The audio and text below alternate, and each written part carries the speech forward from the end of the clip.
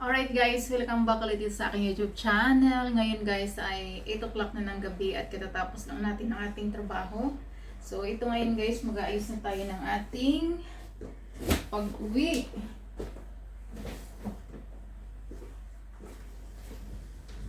Dahil alam nyo guys, bago ako umuwi ng bahay, ugali ko na talaga ang muna dito, magmuni-muni, mag-relax ba. Kasi nakakapagod ba? Yung 8 tao yung minamassage mo araw-araw. Kaya ayan, nagmuni-muni muna ako dito mag-isa bago ako na uwi.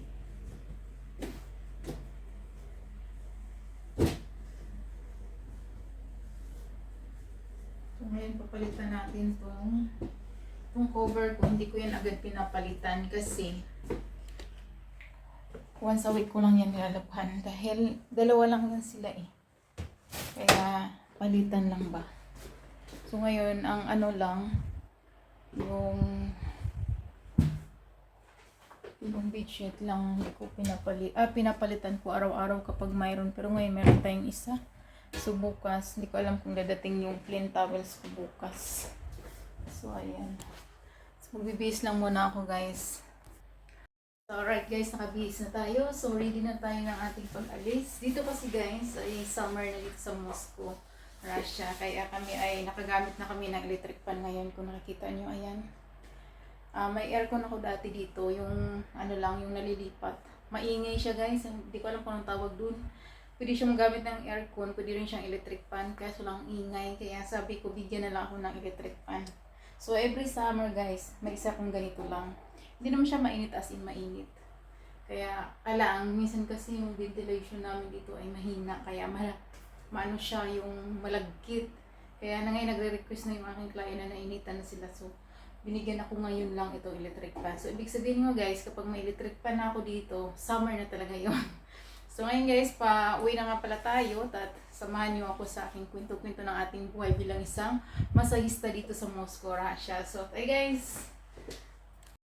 Alright guys, nandito na tayo ngayon sa labas. So kung makikita nyo, 8:30 na ng gabi pero may araw pa rin kami dito. Maliwanag pa rin siya na parang ano lang siya, alas 5 or alas 6, pero kaulan nun kasi siya guys, kaya mukha siyang alas 6. Dapat may araw pa yan eh. So ayan, ang inano lang natin dito kapag tayo ay parang nag-aagaw yung init at lamig pa. Pero mainit na siya ngayon eh. Pero ngayon kasing panahon, umuulan talaga siya ng malakas, tapos pag bigla-bigla, hindi siya dire-diretso pero malakas. Ito yung ano dito, weather nila dito kapag ganitong magtag-araw na talaga. Ayan, bigla siyang lalakas ng ulan, tapos biglang parang walang nangyari guys. Ganun yung kanilang weather, kaya nakakatuwa. Anyway, ayan guys, so kumakulugkog siya guys. So napakaganda ngayong panahon pag ganitong summer dito sa Moscow. May enjoy mo talaga siya. Kaya yung 3 months, grabe, sulit talaga guys. Marirelax ka talaga sa panahon.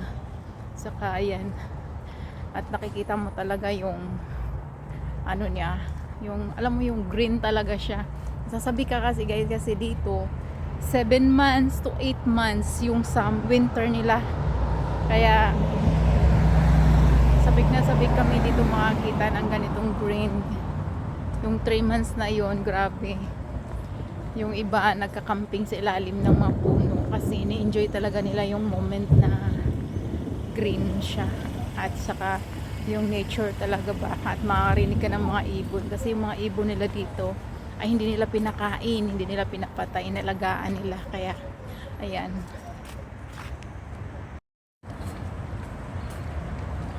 so, bilisan natin ang pagtawid kasi ako guys, umuulan na talaga siya guys. Ito pa naman, biglang lakas ba?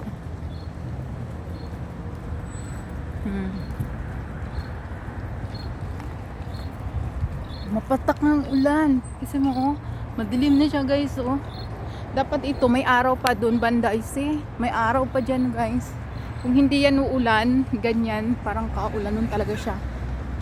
May araw pa dapat yan, ganyan oh. Hindi mo maano talagang mag-feel na 8 o'clock, 8:30 na ng gabi ngayon. So ayun, may boat. Wala, lakas na talaga. Lumalakas talaga yung ulan, guys. Oh. Pero may payong tayong dala, kaya huwag kang mag-alala yan. Pag bumulusok yan, malakas. So ayan. Tapos parang biglang walang nangyari. Ganon yung weather dito, ang style ng Moscow. Kaya oh, ayan, nagpayong na yung dalawa. Ayan. Ulan na talaga siya. Bilisan na lang natin kasi yung tulay na yon, yung sa likuran kong yon, see? Yung tulay na yan, hindi ka na mababasa dyan. Tapos sa dulo nun, ano na siya, metro station. Kaya hindi tayo na kailangan magpayong. Di ba?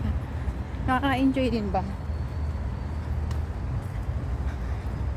Oo.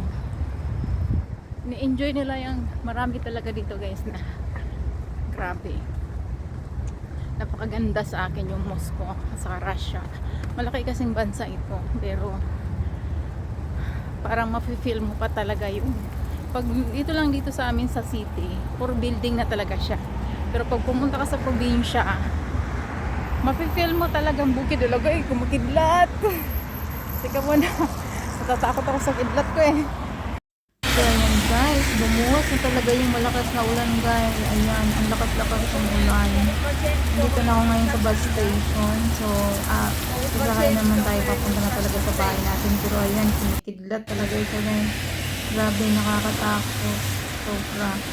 Ang lakas-lakas ng ulan niya. Pero bigla-bigla lang yan. Mamaya wala na yan. Ayun pala, yan ang bagyo pala ngayon. Message pala yung aking housemate na wag daw muna akong umuwi dahil may bagyo daw dito sa Moscow. Hindi ko nabasa kasi nga sobrang busy ako dahil natakot ako sa sobrang lakas ng hangin at ulat. So ayan, pababa na tayo ngayon.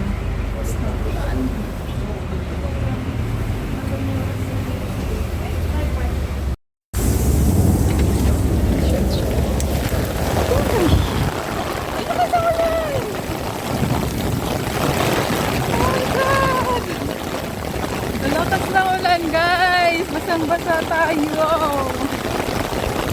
My God.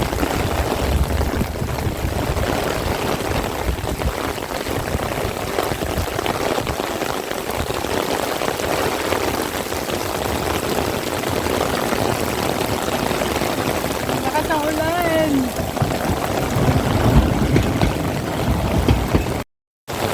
So ayan guys, grabe. Sabi ko sa inyo guys, ganito ang ulan nila dito. Kumikidlat.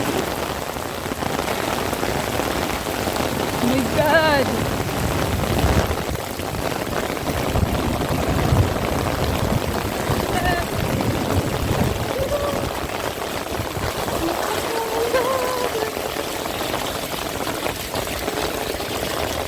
Ayan guys, bumabaha siya. Pero ito ay para din tong walang nangyari. Bukas parang walang nangyari siya. Walang kabakas-bakas.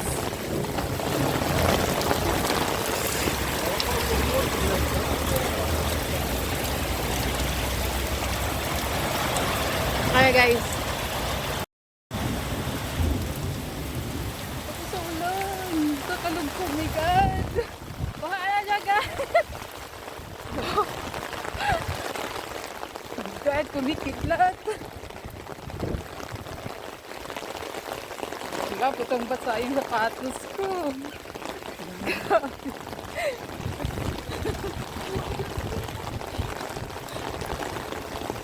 Wala, ayan na guys, oh, baha na siya guys. Oh. So yan, bukas, wala na yan. Grabe. Sabi ko sa inyo, ganito sa Russia, pagka umulan, pabigla-bigla rin siya.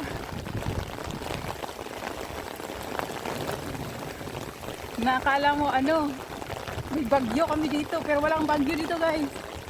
No, kumikidlat.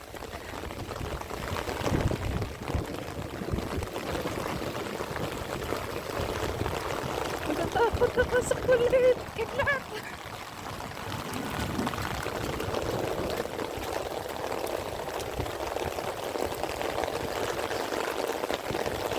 Grabe.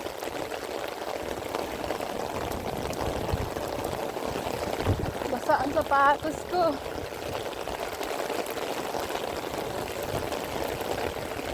Uy! Uy! Uy! Uy! Uy! God! Takot ako.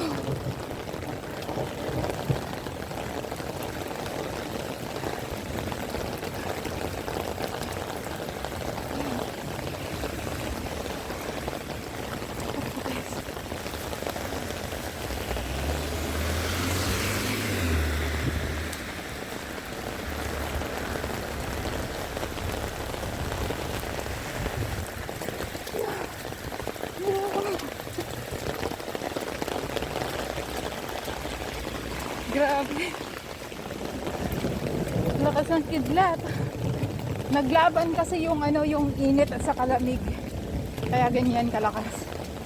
Oh my God. Kaka-start pa lang namin guys na aming summer. Ngayon pa lang talaga siya uminit kaya sobrang lakas yung kidlat. Grabe. Lakas ng hangin. Grabe, kumikidlat. Kita nyo guys. Bakit? Nakatakot. Kumipitay talaga siya. Grabe. Tapang ng kidlat. Uy, kaya na naman.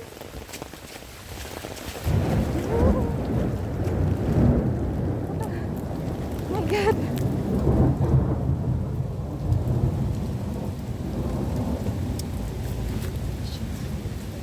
Hirap ito isarado. Bakit wala yung sasakyan ng isa? Saan punta yun? Oh my God. Wala yung kasama. Yung sasakyan ng kasama ko wala. Saan kaya napunta yun?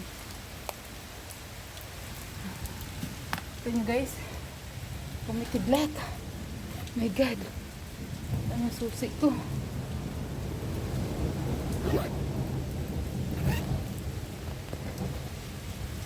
Shit.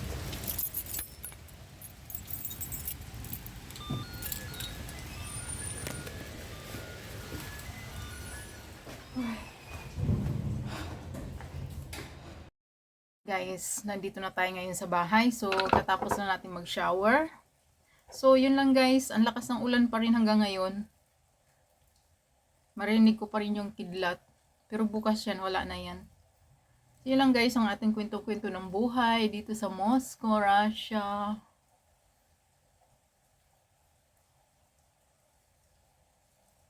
Sana hindi kayo magsawa na manunood sa mga video ko at sa mga kwento-kwento ng ating buhay bilang isang OFW dito sa Moscow, Russia at bilang isang masahista at ano ba tawag doon? Lingdinera. Kasi guys, may palinding ako. Kaya isa yan sa aking mga source of my income. At ito, naglalagay tayo ngayon ng night cream. Wala, simple lang tayong buhay natin guys. Wala akong maraming nilalagay sa aking mukha. Kundi cream, night, at saka sunscreen. Yan lang yung ating, kasi hindi tayo marunong mag makeup. Kundi lipstick lang, pulbo, foundation, ganyan. So guys, kung narinig nyo guys, ang lakas pa rin talaga ng kulog guys. Ganyan sila kagalit pagka, pag, tawag dito, makikita tayo sa labas, may ilaw pala. Nasa first floor kasi kami guys, kaya makikita tayo pagka buhay yung ilaw at gabi na sa labas. So yun lang guys, maraming salamat sa mga bagong nanonood dyan. Paki-subscribe na lang at para ma-notify kayo sa bago kong next video at sa kwento-kwento ng ating buhay bilang isang OFW.